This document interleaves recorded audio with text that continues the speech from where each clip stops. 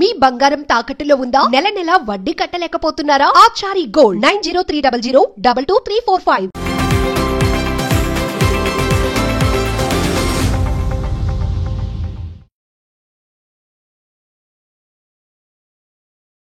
నమస్తే, welcome to magnet TV. నేను ఆదిత్య. గౌతమ్ తిన్నూరి దర్శకత్వంలో విజయ్ దేవరకొండ, సత్యదేవ్ అలాగే భాగ్యశ్రీ కాంబోలో వస్తున్నటువంటి మూవీ కింగ్డమ్. సో మరి ఈ మూవీకి సంబంధించినటువంటి పూర్తి వివరాలు తెలుసుకునే ప్రయత్నం చేద్దాం. ప్రస్తుతానికి మనతో పాటు ఉన్నారు టాలీవుడ్ ప్రముఖ నిర్మాత చిట్టిబాబు గారు. సార్తో మాట్లాడి మన విషయాలు తెలుసుకుందాం. సార్ నమస్కారం. సార్ నమస్తే. విజయ్ దేవరకొండ ఫ్యాన్స్ అంతా ఎదురు చూసినటువంటి కింగ్డమ్ మూవీ రాబోతుంది. సో అలా ఎలా ఉండబోతుంది అసలు సినిమా? అసలు డెఫినెట్గా పెద్ద హిట్ అయ్యే సినిమా అది. నా ఎక్స్పెక్టేషను అదే, నా కోరిక కూడా అదే. ఎందుకంటే తెలుగు ఇండస్ట్రీలో ఇప్పుడు అందమైన హీరోలు, మంచి హీరోలు ఉన్నారు, ఫార్మిడబుల్ హీరోలు. అందమైన హీరోలలో డెఫినెట్గా దేవరకొండ ఒకడు. పర్సనాలిటీ ఒక హాలీవుడ్ స్టార్ లాగా, మహేష్ బాబు తర్వాత అలా హాలీవుడ్ స్టార్ లాగా అనిపించే హీరో. ఖచ్చితంగా కష్టపడ్డారు. సినిమా సక్సెస్ఫుల్ సినిమా అవుద్ది, అవ్వాలి కూడా. ఇండస్ట్రీకి కూడా మంచిది. ఇండస్ట్రీ కూడా ఈ పెద్ద బడ్జెట్ సినిమాలు, పెద్ద హీరోల సినిమాలు సక్సెస్ అవుతూ ఉంటే డబ్బు రొటేషన్ వస్తూ ఉంటుంది. కనుక అవ్వాలి. ఇప్పుడు ఒక పక్క హరిహరమల్లు పోయి ఈ సినిమా కూడా ఏమైనా అయిందనుకో, ఇండస్ట్రీకి పెద్ద మనకు కుబేర పోయి, కుబేరలో లాసు, వరుసగా ఈ లాసులు లేకుండా ఆ లాసుల నుంచి కొంచెం ఈ సినిమా ఆడియన్స్ నిలబడి ఇండస్ట్రీ కాస్త మంచి చేయాలని కోరుకుంటున్నా. డెఫినెట్గా కష్టపడ్డాడు, తను కూడా కసి మీద ఉన్నాడు. ఒక హిట్ కావాలని కసి మీద పనిచేసాడు. ప్రొడక్షను అంత స్ట్రాంగ్గానే మంచి ప్రొడక్షను. డైరెక్టరు కష్టపడి అంటే తపనపడ్డారు. కృషితో నాస్తి దుర్భిక్షమని చాలా కష్టపడ్డారు ఆ సినిమాకి. అందరూ ప్రతి ఒక్కళ్ళు కష్టపడ్డారు. కనుక కష్టే పలి. ఖచ్చితంగా సినిమా సక్సెస్ అవుద్ది, అవ్వాలి. అయ్యే సూచనలు బాగా ఉన్నాయి. సార్ విజయ్ దేవరకొండ గారి గత సినిమాలు చూసుకుంటే లైగర్, ఆ తర్వాత ఖుషి కానీ, ఫ్యామిలీ స్టార్ కానీ, ఇవన్నీ కూడా మిక్స్డ్ టాక్తో నడవడం జరిగింది. ఆ ఇంపాక్ట్ అనేది దేవరకొండ నెక్స్ట్ మూవీ అనేటువంటి కింగ్డమ్ మీద ఏమైనా అవకాశం ఉంటుందా? డెఫినెట్గా ఉంటుంది అన్నమాట. డెఫినెట్గా ఇప్పుడు వరుసగా ఇంతకుముందు 2-3 డౌన్లో ఉన్నప్పుడు ఆడియన్స్లో కూడా పెద్ద ఎక్స్పెక్టేషన్ ఉండదు. అదే అడ్వాంటేజ్ అవుద్ది. ఇప్పుడు లైగర్ ఏంటి, బీభత్సమైన ఎక్స్పెక్టేషన్. ఆ ఎక్స్పెక్టేషన్ వల్ల డిసప్పాయింట్ అయిపోయారు. అట్లాగే ఆ ఎక్స్పెక్టేషన్ ఎక్కువ ఉంటే ఒక రకంగా మంచి, ఒక రకంగా చెడు. అలాగే ఏమి ఎక్స్పెక్టేషన్ లేకపోతే కూడా అడ్వాంటేజ్. ఏమి ఎక్స్పెక్టేషన్ లేకపోతే మామూలుగా వస్తారు ఆడియన్స్.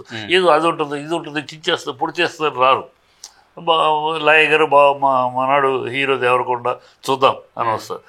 చూస్తాం మనం మామూలుగా వచ్చినప్పుడు వాడికి ఇంప్రెషన్ బాగా వస్తుంది. మంచి సీన్, ఏ సీన్ మంచి సీన్ వచ్చినా ఎంజాయ్ చేస్తాడు. ఎక్స్పెక్టేషన్ ఎక్కువ ఉంటే ఏదో వచ్చిన వాడికి ఆనదు.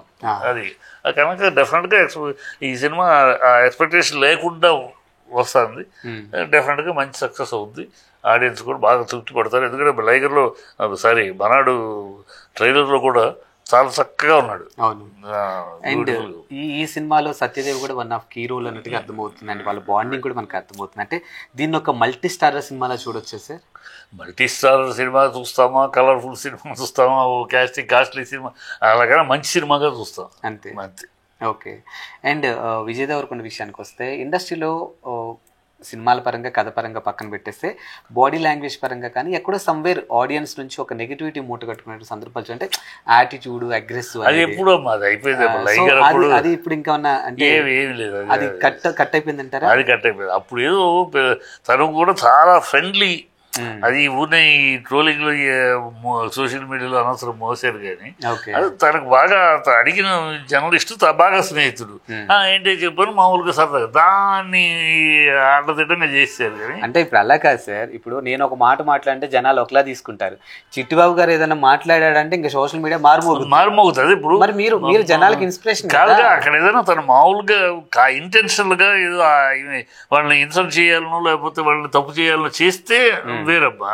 మామూలుగా తను బాగా ఫ్రెండ్, అతను అడిగిన 20 ఏళ్ళ ఫ్రెండ్. అలాగే సరదాగా ఇప్పుడు మా ఫ్రెండ్స్ తోటి మాట్లాడేటప్పుడు వేరే, ఇతరులతో మాట్లాడేటప్పుడు వేరుగా ఉంటుంది ఎవరికైనా. అలాగే ఫ్రెండ్స్ తోటి మాట్లాడిన పైకెత్తుకు, కాలు పైకెత్తు, దాన్ని మర్యాద అది మాట్లాడేశారు. దాన్ని సరిదిద్దుకునే అవకాశం లేకుండా పోయింది. ట్రోల్ అయిపోయింది అనుకో. ప్లస్ ఆ లైగర్ సినిమా మేము ఎక్స్పెక్టేషన్, గొడవలు అన్నీ కలిసి వచ్చినాయి. అదంతా ఎప్పుడో పోయింది. ఆ టైం అంతే. అది ఆ తర్వాత ఖుషి అప్పుడు లేదే, మళ్ళీ ఖుషి అప్పుడు రాలేదు. సినిమా పెద్దగా ఆడపోయినా ఖుషి అప్పుడు రాలేదు కదా. ఫ్యామిలీ స్టార్ కూడా బాగానే వచ్చారు కదా. అదేం లేదు. అది టెంపరీ ఎంత టైం, దాని ఇంపాక్ట్ ఇప్పుడే ఉండదు. అండ్ కమింగ్ టు ఏదైనా పెద్ద స్టార్ సినిమాస్ వస్తున్నాయంటే ఫస్ట్ థియేటర్స్ విషయంలో కానీ, టికెట్ల రేట్ల విషయంలో కానీ, ప్రీమియర్ షోస్ విషయంలో కానీ మనం చూస్తూనే ఉంటాం. ఈ మూవీకి ప్రీమియర్ షోస్ కానీ, టికెట్ల రేట్లు కానీ ఏ విధంగా ఉంటాయి సార్? లేవు, అసలు లేవు. ఎందుకు మరి ఇటీవల కాలంలో హరిహర వీరమలకి ఇచ్చారు కదా? వద్దనుకున్నారు. ఇప్పుడు హరిహర వీరమలకి ఇచ్చే ఏమైంది, ప్రయోజనం ఏమైంది? నష్టం ఎక్కువ జరిగింది. 800 రూపాయలు పెట్టి టికెట్ కొనుక్కుని రావాలి, వచ్చేవాడు కూడా రాలా. ఓకే, అది బాగాలేదా 800 దాన్ని తగలబెట్టేందుకని ఎవడో వెళ్ళా. మండే మొత్తం డ్రాప్ అయిపోయింది. మండే ట్యూస్డే పోయి మొత్తం డ్రాప్. ఎందుకు డ్రాప్ అయింది? ఈ టికెట్ల రేట్లు పెంచు అనవసరం. అది మొదటి నుంచి మా లాంటిలో చెప్తారు, టికెట్లు రేట్లు పెంచడం అనేది అనైతికమైన పని, దౌర్భాగ్యమైన పని. అది మేము ఎక్కువ ఖర్చు పెట్టామని అడుక్కుంటారంటే మిమ్మల్ని ఎందుకు ఖర్చు పెట్టారు మీరు? ఎక్కువ వ్యాపారం ఉంటే ఖర్చు పెట్టారు, లేకపోతే ఖర్చు పెట్టారు. నా కోసం ప్రేక్షకుల కోసం ఖర్చు పెట్టారు. మీరు అర్థం చేసుకోవడం, మీరు మీ వ్యాపారం ఉంది. గతంలో 5 ఏళ్ల క్రితం ఇంత ఖర్చు ఎందుకు పెట్టలే? అప్పుడు వ్యాపారం లేదు, ఆంధ్ర దాటితే బిజినెస్ లేదు. ఇవాళ మొత్తం ప్రపంచానికి బిజినెస్, రాజమౌళి పుణ్యమాని మొత్తం మనకు ఓపెన్ అయింది ప్రపంచంలో. సో వ్యాపారం పెరిగింది. ఇదివరకు ₹1 బిజినెస్ ఇప్పుడు 10 కోట్ల బిజినెస్ చేస్తుంది. కానీ ₹1 అప్పుడు 80 లక్షలు ఖర్చు పెట్టారు, 10 కోట్లు అన్నప్పుడు 8 కోట్లు ఖర్చు పెడుతున్నారు. మీరు అందుకు ఖర్చు పెడతారు తప్పితే ఏమైనా ఉద్ధరించడానికి ఖర్చు పెట్టి అడుక్కుంటారేంటి? మేము ఖర్చు పెట్టాము, మాకు ఇవ్వండి, మేము ఖర్చు పెట్టాము. దరిద్రం అది. ప్లస్ బ్లాక్లో టికెట్ అమ్మితేనేమో అరెస్ట్ చేస్తారా? వీళ్ళేమో బ్లాక్లో అమ్ముకోండి అని లైసెన్స్ ఇస్తారా? ఏమి నైతికత ఉందో అసలు? అది దౌర్భాగ్యం. అది లేకపోవడమే మంచిది. వీళ్ళు వద్దనుకోవడానికి కూడా రీజన్ ఉందా సార్? ఇప్పుడు వద్దండి, ఎందుకు అనవసరం? సినిమా బాగుంటే శుభ్రంగా చూస్తారు. మళ్ళీ రేట్లు పెంచి బాగున్నా కూడా అంత డబ్బు ఎందుకులే, తర్వాత చూసుకుందాం అనే పరిస్థితి ఎందుకు? మనం తరమలే. ఆడియన్స్ తరమకొట్టం, ఎక్కువ రేట్లు పెట్టడం వల్ల ఆడియన్స్ థియేటర్ రాకుండా మనం తరిమేయటమే. దౌర్భాగ్యం అది, దౌర్భాగ్యం. ఆ మాత్రం ఇంగిత జ్ఞానం లేకుండా చేస్తున్నారు, తరమ కొట్టడం ఆడియన్స్. వీళ్ళకి ఏంటంటే వీళ్ళ సినిమాల మీద దమ్ము లేక, ధైర్యం లేక, మొదటి 3 రోజులు ఏదో హీరో పిక్చర్ కనుక వచ్చేస్తే కనుక పీకేసుకుందాం, పిండేసుకుందాం మొత్తం అని ఆ బాబత్ తప్పితే సినిమా మీద దమ్మున్నవాడు ఎవడు వాటి గురించి ఆలోచించడు. శుభ్రంగా నా సినిమా హౌస్ఫుల్ అవుతూ ఉంటుంది. ఈ ఎక్స్ట్రా రేటు 3 రోజులు అమ్మటం వల్ల వచ్చే ఎక్స్ట్రా 10 కోట్ల వల్ల కొమ్మునిగింతే కాదు అని అప్పుడు జెన్యున్గా సినిమా కాన్ఫిడెన్స్గా ఉన్నవాడు అడగడమ్మా. కాన్ఫిడెన్స్ లేనివాడే ఏమైపోతామో, అడుక్కుతామో కనుక ఇప్పుడే అడుక్కుందాం అని అడుక్కుంటారు.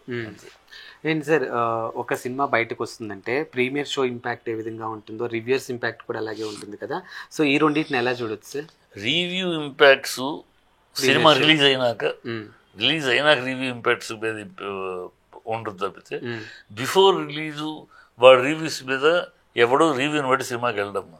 వాడు తెలుసు కింద కమెంట్లు, నువ్వు ఆ రివ్యూ రాసిన వాడు కింద కమెంట్ చూస్తే అమ్ముడు పోయి రాస్తున్నాడు, డబ్బులు తీసుకుని రాస్తున్నాడు అని రాస్తాడు, అని కమెంట్లే చేస్తూ ఉంటాడు. సో ఎవడో ఈ రివ్యూలు చూసి ఎవడో ఇస్తే చూస్తారు. ఒక పెద్ద సీనియరు జర్నలిస్టు లేదా పేరున్న జర్నలిస్టు, పెద్ద పేరున్న సినీ క్రిటిక్ రాశాడు అనుకో, అమ్మో ఈయన రాశాడు, ఈయనకి విషయం బాగుంది, ఈయనకి అనుభవం ఉంది అని కాస్త ఎవడో టామ్డిక్ అంటే అది రోడ్డు మీద అడ్రస్ నా కొడుకులు ఎవడో పూల చొక్క, ఎవడో గాలి కుక్క ఎవడో అని రాస్తూ ఉంటే వాడిని మాటలు బట్టి ఎవడయ్యే జనాలు, ఎవడికి విలువ ఉండదు.